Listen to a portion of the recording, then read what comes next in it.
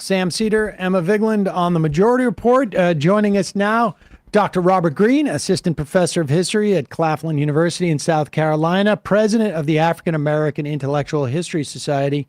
Professor, welcome to the program. Thank you so much for having me today. I'm really glad to be here. So let's, it's interesting because I've got a couple of pieces that you've written about Juneteenth. One, keeping it radical and why Juneteenth matters. And I was walking down to work today and I'm like, there's nobody on the streets. I mean, relatively speaking, I mean, it's Brooklyn, but I was like, it's quieter. And then it occurred to me, right. Juneteenth, my son is not going to school today. And Emma came in and told this story that there was like Juneteenth themed colors for like a class at my gym this morning, right? And I was like, oh my gosh, we're down this road of commercializing this 4 years into its federal recognition. All right. So like with that premise, and you wrote, you wrote these pieces a couple of years ago. I mean, I think on some level you saw some of this coming, or at least the danger of it. First, just start, tell us what ostensibly Juneteenth or what textually Juneteenth is about. But then let's get into the subtext as you talk about it and why we need to maintain those, the ideas behind that. Well, Juneteenth itself is a holiday that originates out of Texas. It celebrates not just the end of slavery, but specifically word reaching the formerly enslaved in Texas, they were actually free. And we should be really careful about how we frame this, because what we're really saying is this was when federal troops reached Texas to enforce the Emancipation Proclamation. The enslaved in Texas likely already knew that they were legally free, but it wasn't until federal troops got there to enforce the law to say, okay, you're actually free. And if the slaveholders in Texas don't like it, well, we have some bayonets and muskets to make them actually enforce this law too. And so Juneteenth in a lot of ways is about the end of slavery as we knew it. It's also in many ways the only holiday on the calendar that actually celebrates the end of the Civil War as well. And so I think that's why Juneteenth is such an important holiday for us to hold on to in the here and now. And the idea of the Union Army showing up in Texas was relevant because while there wasn't much fighting or no fighting in Texas, a lot of slave owners had moved to Texas essentially to get more work out of their slaves in the waning days of the Civil War. Absolutely. And I think that's something that we should keep in mind too, that the enslavers themselves, as the Civil War is going badly for the Confederacy in the final year or so, are thinking to themselves, how can we keep making profit off of the work of the enslaved as long as we possibly can? And so in a lot of ways, Juneteenth is also a holiday about labor as well, and about not just the end of slavery, but the end of this idea of creating a slaver's empire, which is what the Confederacy was going to be if they had won the Civil War. Yeah, it's also, I think, and you mentioned this in your piece from The Nation, I guess it was a few years ago, that it's also important to mark Reconstruction and the failures of Reconstruction and not end the recognition at Juneteenth and Texas and what happened in Texas and marking the Emancipation Proclamation finally kind of taking root. It's also important, I think, to recognize the failures of how we didn't build our country back in a way that was more equitable following the Civil War. Really, being someone who's working in South Carolina now, I can talk about this from two perspectives. That of Texas itself, which Annette Gordon-Reed in her book on Juneteenth has written about how Texas and its Juneteenth legacy is a symbol of Reconstruction not working out the way it could have. But being someone who's currently based in South Carolina, it's also a major story of our state too. In many ways, the most radical version of Reconstruction was enacted in South Carolina in the 1860s and 1870s with universal education for all for the first time in the state's history, with Black officials on every level in South Carolina. And yet what Juneteenth reminds us of is not just the end of slavery, but of paths that could have been taken by the country writ large during Reconstruction that ultimately weren't fulfilled. In a lot of ways, we're still trying to catch up to where we could have been in that post-Civil War era. Yeah, and just as a reminder, you had the Wilmington massacre, different era, I guess, on some respect than the Tulsa race massacres. But this is all part of like sort of like the Reconstruction that could have been, and a lot of that past has been completely erased in many respects, or maybe only recently revived. But let me for years, Emancipation Day was celebrated on January 1st. What I'm curious as to how that sort of like melted away and Juneteenth became the celebration, and what the implications are of that. I'm glad you mentioned Emancipation Day, because that holiday has really been, like you pointed out, forgotten about. It was celebrated in many Black communities throughout the South in the late 19th and early 20th centuries. And I would argue the chief reason, or the two chief reasons it was gradually phased out, was number one, the further away you got from slavery, the fewer and fewer folks who were actually formally celebrating Emancipation Day. And it doesn't help that Emancipation Day falls on January 1st. And so it gets overshadowed by large celebrations of New Year's Day. Although I will point out that there is a vestige of Emancipation Day still left over, which is whenever someone attends, say, a watch night service on December 31st.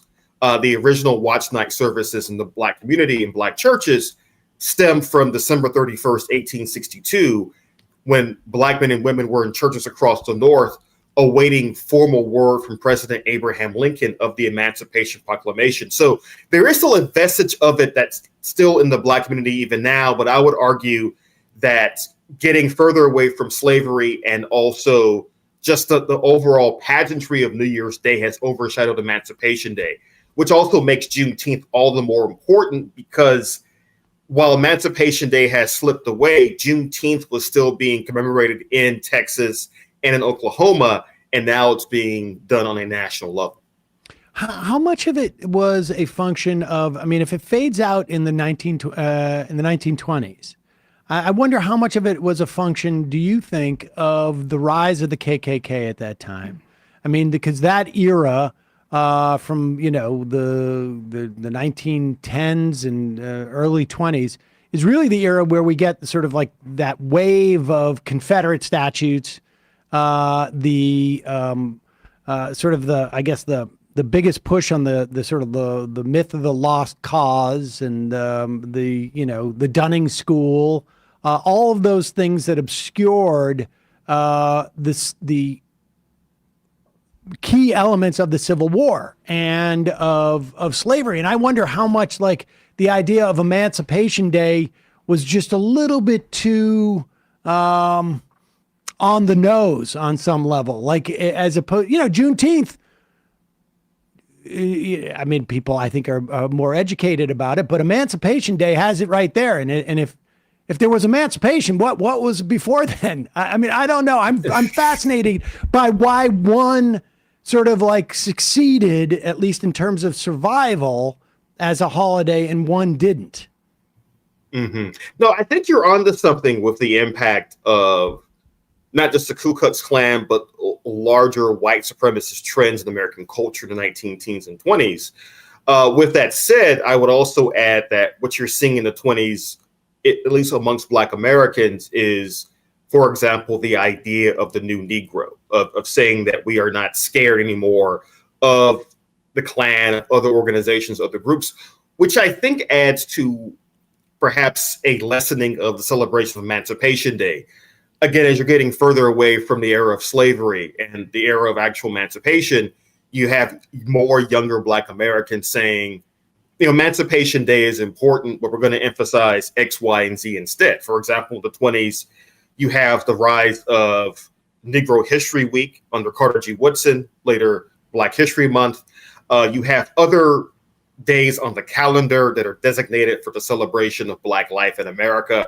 Even I would say the 4th of July has an important role to play here, because in many parts of the country, especially before emancipation in the antebellum period in the 19th century, Black Americans were discouraged from celebrating the 4th of July. One of the great ironies of the post-emancipation period in the South is that in the Deep South especially, the only people celebrating the 4th of July were Black Americans. And so I think you're right that this has the growth of the Klan and just this larger white supremacist backlash to civil rights in the 1910s and 20s is an important part of the decline of Emancipation Day. But I would also say I think Black Americans are trying to find other ways to celebrate their freedom and independence beyond Emancipation Day too. Talk about that relationship between Juneteenth and July 4th, because in some ways, I've heard it argued that Reconstruction, and particularly that era, was really the founding of America as we know it today, in the sense that when we look at the vast majority of Supreme Court cases that have been addressed, they turn around the 14th Amendment. And those amendments that came in the wake of the Civil War are the ones that are really foundational in many respects to modern American society. What's the relationship between, that dynamic, I guess, between July 4th and Juneteenth? And it seems like this year I'm not hearing as much as we heard like during the Trump years, for whatever reason, that this was Black people trying to get rid of the July 4th and and replace it, that type of thing. I'm sure that narrative will come back, but in some future year. But what is that relationship? Well, I think that relationship really works on two levels. Number one, you're absolutely right that many historians think of Reconstruction as, Eric Foner refers to it as America's second revolution. And I think that's absolutely right, that, again, the country undergoes fundamental change during and after the Civil War in ways that create the modern United States as we know it. But for a lot of people, and you see this every year on social media now, there is this sense that the 4th of July celebrates one Independence Day, the independence of the country itself, but Juneteenth celebrates the actual realization of those themes. That 4th of July is, 1776, George Washington, we defeat the British, hooray. But Juneteenth is a holiday saying, but what do those morals and ideals actually mean if they're formally enacted? And so you might see folks who will say, or wear shirts that say Juneteenth means we're free-ish, or that the 4th of July is not quite for me. But again, Black Americans have this incredibly complex relationship with American patriotism, American democracy, that you see summarized by how we view these two holidays. Again, every 4th of July, folks will post the Frederick Douglass "What to the Slave" is the 4th of July speech. But at the end of that speech that he gives in 1852, Douglass says, if the United States is going to be the country that white Americans claim it actually is, then that can only be done through the destruction of slavery. And in a lot of ways, Juneteenth is the end of his 4th of July speech. Who are figures? I mean, you mentioned some in some of these pieces, but figures that we should be, I guess, be aware of in Black history, or I should say in the history of this country, but Black people who are part of that history, that are integral to the understanding of Juneteenth. Well, first and foremost, I think you have to start with Opal Lee, who is an activist from Texas, who for many years within Texas pushed for folks to really celebrate Juneteenth. And she was the primary mover and shaker behind making Juneteenth a national holiday. She pushed for it for many years, and it really was the person who pushed for it to become what it is now, which is a federal holiday.